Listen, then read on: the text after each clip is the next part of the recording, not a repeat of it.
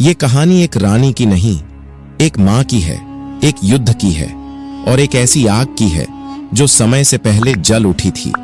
उसने अपना बेटा खोया, ताज छीना गया और उसे कैद किया गया, लेकिन एक चीज कोई न छीन सका, उसका स्वाभिमान। इससे पहले कि झांसी की रानी तलवार उठाती, इससे पहले कि 1857 की क्रांति गूंजती, एक स्त्री ने ब्रिटिश साम्राज्य को ललकारा था, अकेले, डटकर, गर्व से। कित्तूर की रानी, रानी चेन्नम्मा।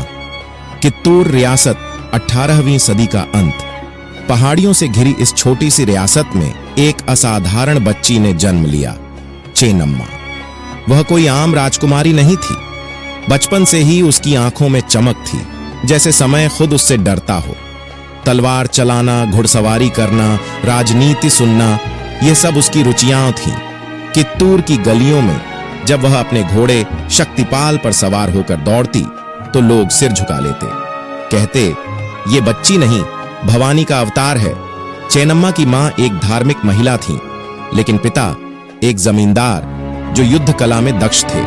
उन्होंने कभी चेन्नम्मा को यह नहीं कहा कि तू लड़की है, लड़कों जैसे काम मत कर, बल्कि उन्होंने अपनी बेटी को धनुष, तलवार और बुद्धि की शिक्षा दी। एक दिन जंगल में शिकार के दौरान चेन्नम्मा पर एक जंगली भालू ने हमला किया। उसके रक्षक पीछे हट चुके थे, लेकिन चेन्नम्मा ने तलवार निकाली और भालू के सीने पर वार कर उसे वहीं ढेर कर दिया। उस दिन से लोग उसे वीरांगना कन्या कहने लगे। समय बीता। चेन्नम्मा का विवाह मल्ल सरजा देसाई, कित्तूर के राजा से हुआ। वह अब रानी बन गई थीं, लेकिन उनका स्वर वही था, बुलंद और अडिग।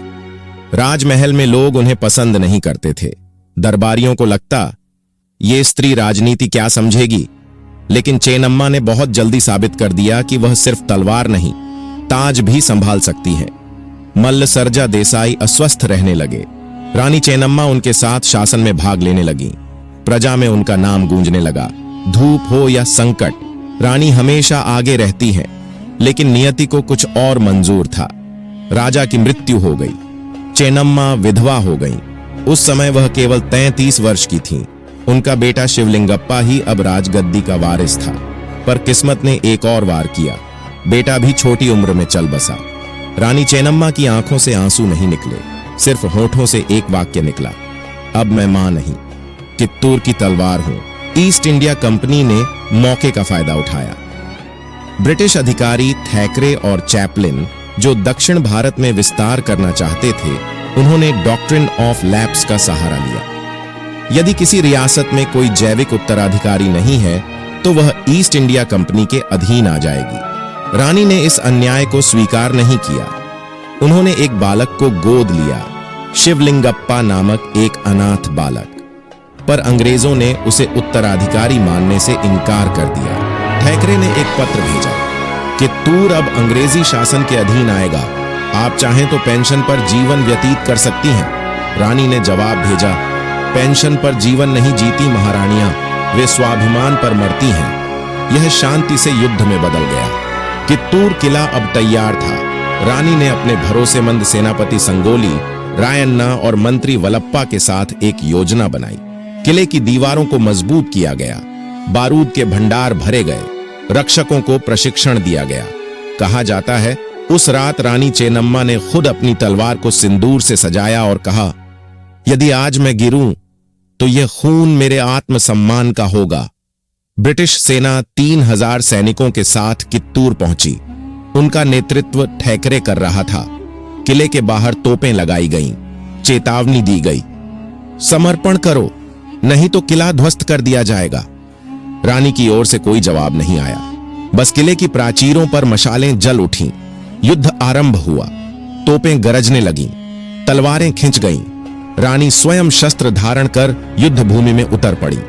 उनकी उपस्थिति देखकर सैनिकों में एक अद्भुत उत्साह आ गया। एक बार जब अंग्रेजी सैनिक मुख्य द्वार तक पहुंच गए, तो रानी चेन्नम्मा ने घोड़े पर सवार होकर सीधे उनके सेनापति पर हमला किया। उसकी तलवार बिजली की तरह गिरी। थैकरे वहीं ढेर हो गया। ब्रिटिश सेना हिल गई। उनके लिए यह अपमानजनक था। उन्होंने किले को घेरे में ले लिया। पानी और भोजन की आपूर्ति काट दी गई। 3 दिन बीते। किले में राशन कम पड़ने लगा। संगोली रायन्ना ने सुझाव दिया, हम गुप्त सुरंगों से निकलकर जंगल में चले जाएं और फिर गुरिल्ला युद्ध करें। लेकिन रानी ने मना किया, कित्तूर की रानी भागती नहीं। मेरी हार यदि होनी है तो इस किले की छाया में ही होगी। पर दुर्भाग्य फिर साथ नहीं था। एक दरबारी अमृतराव, जिसने चंद सोने के सिक्कों के लिए रानी का भेद दे दिया। ब्रिटिश सेना को एक गुप्त द्वार का पता चला। उन्होंने वहीं से प्रवेश कर लिया। रानी को बंदी बना लिया गया। शिवलिंगप्पा को गिरफ्तार किया गया। किले पर अंग्रेजों का झंडा लहरा दिया गया। रानी चेन्नम्मा को बेलगावी के समीप बीजापुर किले में कैद कर दिया गया। वह अब अकेली थीं, लेकिन झुकी नहीं थीं।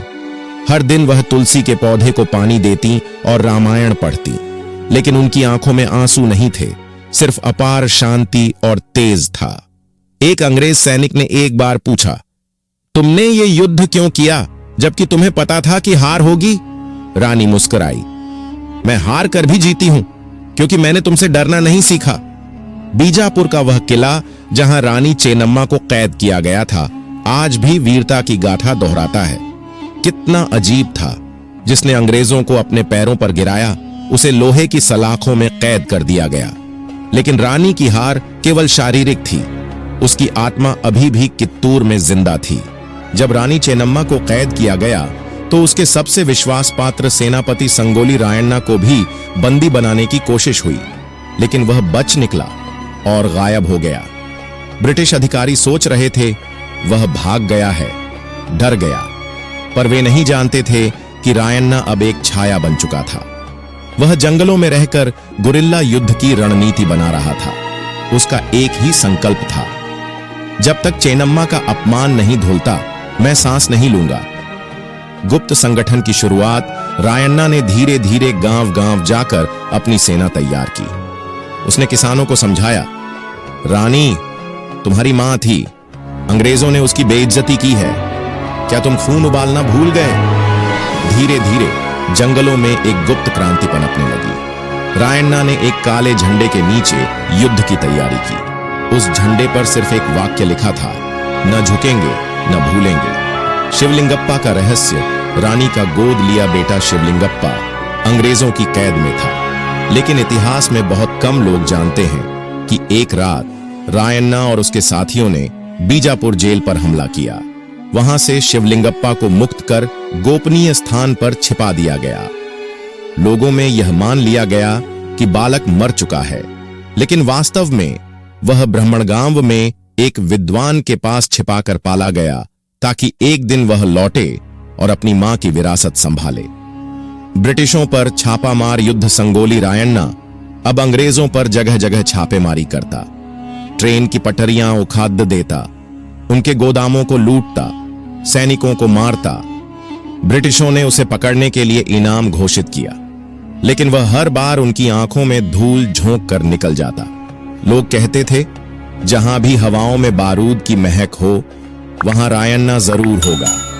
लेकिन जैसा रानी के समय हुआ था वैसा ही फिर हुआ। एक पुराना दरबारी जो रानी के समय अंग्रेजों से मिला हुआ था, उसने रायन्ना की छिपने की जगह अंग्रेजों को बता दी। अंग्रेजों ने एक रात जंगल में छापा मारा।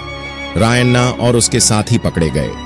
रायन्ना को फांसी की सजा सुनाई गई, लेकिन जब उसे फांसी दी जा रही थी तब भी उसके होठों पर बस एक ही नाम था, चेन्नम्मा। और फिर 21 फरवरी 1829, एक साधारण सी सुबह, लेकिन इतिहास के लिए भारी। रानी चेन्नम्मा ने अंतिम सांस ली। न कोई चीख न क्रंदन, बस एक गवाही कि भारत की धरती पर एक स्त्री जन्मी थी जिसने अपने बेटे को खोकर भी मातृत्व को जिंदा रखा, जिसने तलवार उठाई, झुकी नहीं, और जिसे इतिहास में पहली स्वतंत्रता संग्राम सेनानी रानी के रूप में याद किया जाएगा। रानी चेन्नम्मा की समाधि, जहां इतिहास भी रुक जाता है रानी की मृत्यु के बाद, स्थानीय लोगों ने चुपचाप उनकी समाधि बनाई, बिना किसी शोर शराबे के। उसे बेलगावी के पास एक शांत स्थान पर रखा गया। आज भी वहां हर साल हजारों लोग श्रद्धा से आते हैं। कहा जाता है, अगर उस समाधि के पास सच्चे मन से कोई स्त्री स्वाभिमान की प्रार्थना करे तो उसे चेन्नम्मा की शक्ति मिलती है।